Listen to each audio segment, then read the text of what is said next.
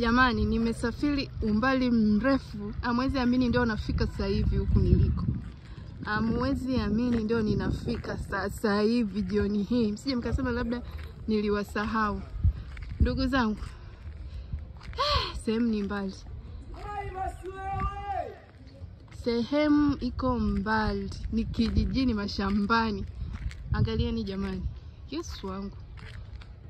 Yaani nimetoka mbali kiukweli. Nimetoka mbali kiukweli. Jamani, nyumba yenyewe nayoenda.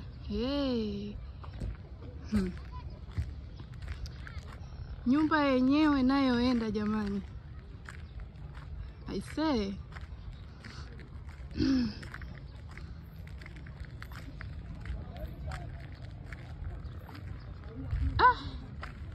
Anyways jamani, ndo hapa nakoenda.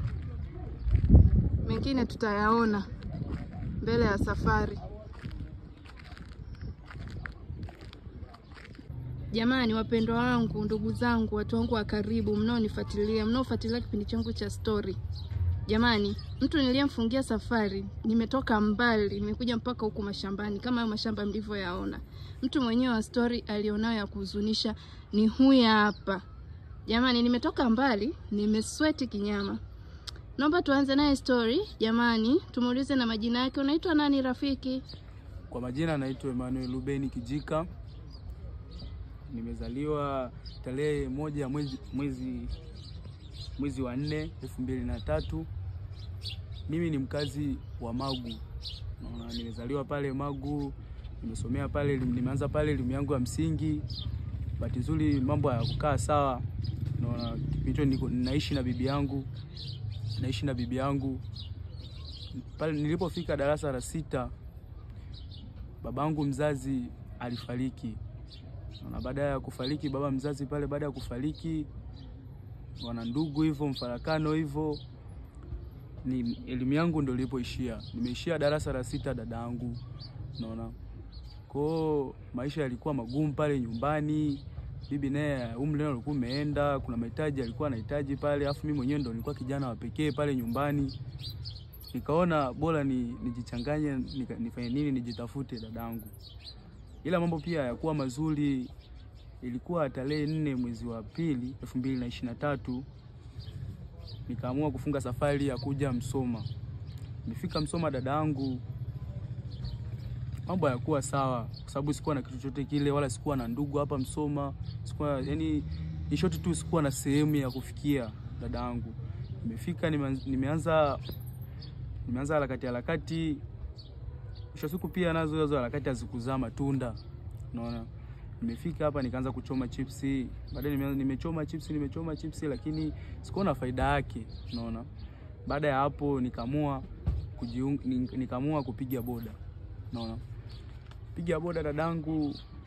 Nimefika, ilikuwa tarehe 5 kama sikosei ya mwezi wa 2 2024. Dadangu nilipata ajali. Baada ya ajali ilinipelekea kukaa kitandani miezi 6. Ndio bibi kijijini, kuna mahitaji anahitaji, afu mimi ndio kijana wa pekee pale aliyekuwa ananitegemea. Unaona? Nikashindwa kufanya kazi ndani ya miezi 6, niko kitandani dadangu kama unavyoona na majeraha mengine haya hapa. Nilipata ajali nzito kweli. Baada ya hapo ilinichukua muda sana kurecover hadi kurudi kwenye hali yangu. Baada ya hapo, baada ya miezi 6 kuisha, nikarudi tena dadangu kuendelea na hii kazi yangu ya boda. Lakini haikuwa nzuri. Unaona? Kufanya kazi unakutana na vitu vingi. Unaona? Yaani ni short tu dadangu, mimi maisha yangu niliyoyapitia hata nikielezea yani inatia huruma dadangu. Yani kuna mengi sana, kwa mengine sio ya kuelezea hivyo, lakini inatia huruma sana maisha yangu niliyoyapitia. Nimepitia maisha magumu sana dadangu. Mimi nimelala stendi, sina hili wala lile, sina ndugu hapa Msoma. Nimepitia mengi sana dadangu, na mpaka sasa hivi bado nazidi kupitia yale maisha kwa sababu hayupo mtu ambaye yuko upande wangu, hata ndugu kile unayemwambia shida zako ananikataa. Unaona? Lakini yote na yote dadangu, mimi siwezi kukata tamaa. Namwamini Mungu, na naamini wakati sahihi ni ule wakati aliopanga Mwenyezi Mungu. Dadangu, Ulivyotoka Magwe, ulivyotoka Magu ukaja Msoma, ulifikia kwa nani labda? Dangu hiyo ni changamoto sana. Maana nilitoka nyumbani, bibi alinipa shilingi 50,000. Alinipa shilingi 50,000. Baada ya kufika hapa Msoma, nilala kwenye nyumba za wageni dadangu. Naona nilala kwenye nyumba za wageni. Nilala kwenye nyumba za wageni. Baada ya hapo nitafuta chumba, lakini vyumba vyenyewe kama kwa jinsi unavyoona hapa Msoma, vyumba vina bei kweli, unaona. Bahati nzuri kuna mama mmoja msamaria mwema aliweza kunibeba kama kijana wake, na akanipangishia nyumba ambayo nilikuwa nalipia shilingi 15,000 kwa mwezi, unaona. Na mpaka sasa hivi unakaa hicho chumba cha shilingi 15,000 au ndo kuna hii nyumba hii nimeiona hapa ndio unayoishi? Kwa hiyo unaishi na nani kwa sasa? Dangu, siwezi kukuficha. Mimi naishi mwenyewe. Unaona kama jinsi ulivyoiona nyumba yenyewe ndo kama ile pale. Naishi mwenyewe dadangu. Unaona. Naishi tu mwenyewe hivyo, napambana hivyo, lakini kadri ninavyozidi kupambana sioni matumaini yoyote. Na kama nilivyokuambia, hayupo ndugu hata mmoja anayeweza kuona kwamba anaweza kuwa upande wangu. Yaani niko mimi kama mimi. Mimi kama mimi ndio nitafute hela nimtumie bibi kijijini. Unaona? Yaani nashindwa nifanye nini ndugu zangu. Unaona? Aisee, pole sana. Na huo mtaa uliopo panaitwaje? Huu mtaa unaitwa ni mtaa wa Batima. Unaona? Mtaa wa Batima. Batima. Ndio. Msoma. Ndio, Msoma. Okay.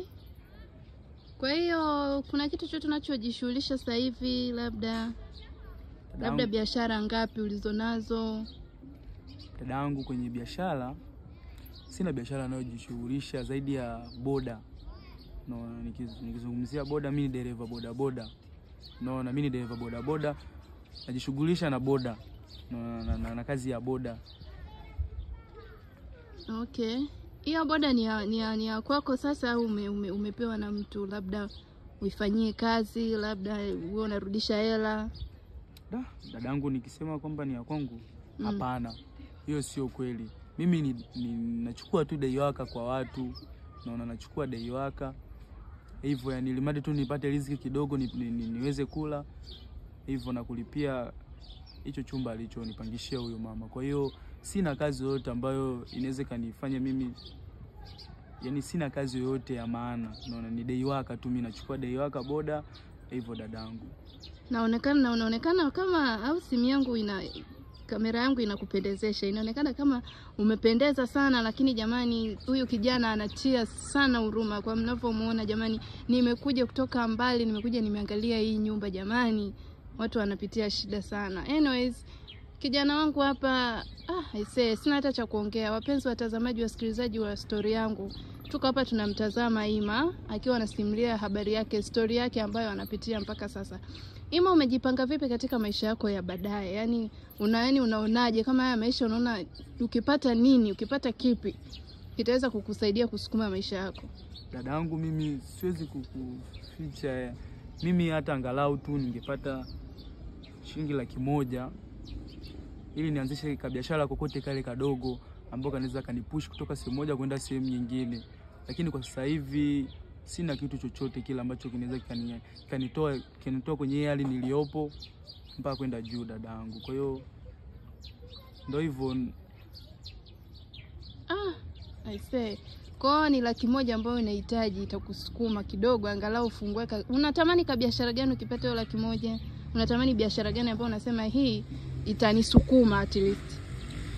Dadangu, mimi biashara ambayo naona kwangu mimi inaweza kanisukuma kidogo, mimi hata genge. Kwa sababu mimi nimetokea hali ya chini sana. Mimi hata genge nikipata 100,000 naweza nikafungua hata genge la nyanya, vitunguu nini. Hivyo dadangu, mimi sibagui kazi, naweza nikafanya. Unaona? Kwa hiyo ndugu zangu, mimi naombeni mnisupport juu ya hilo. Unaona? Naweza nikafungua biashara yoyote ile, naweza nikafanya kazi yoyote ile ndugu zangu. Kwa sasa hivi bibi, kwa hii hali unayofanya dai waka, labda unajikuta kwa siku umepata shingapi? ambayo kidogo inakusukuma sukuma hata hela chakula kidogo unapata. Dada yangu naweza nikachukua hiyo dai waka. Sipati hela ya kusema kwamba ni hela, naweza nikapata hela ya huyo mtu mwenye hiyo pikipiki. Pengine nikabakiwa na shilingi 2000 3000 ya kula, unaona. Ndio maana mara nyingi nashindwa nifanye nini ndugu zangu. Yaani nashindwa ndugu zangu. Pole sana. Kwa hiyo na bibi anaishije huko kijijini, huko Magu? Maisha yake sasa, maana anakutegemea wewe tu. Sasa na unapopata shilingi 2000, 1000, 3000, unategemea bibi unamtumia shilingi ngapi?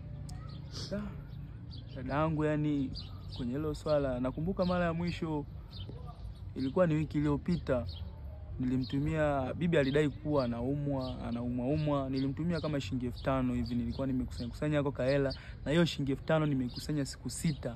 Unaona, nimekusanya siku 6, yani tuseme tu ni wiki dada yangu. Unaona, nimejinyima sana na mpaka sasa hivi hapa sijala kitu chochote kile, ila nilimtumia bibi kile kiasi kidogo kile, na hisi kitakuwa kimemsaidia. Unaona, maana bibi alikuwa ni mgonjwa. Ndio hivyo dada yangu. Basi sawa Ima, jamani, rafiki yetu kama mnavyomuona, bibi yake kajikusanya kwa siku 6. Jamani, siku 6 anamtumia bibi yake shilingi 5000, siku 6. Can you imagine guys? Siku 6 unakusanya shilingi 5000.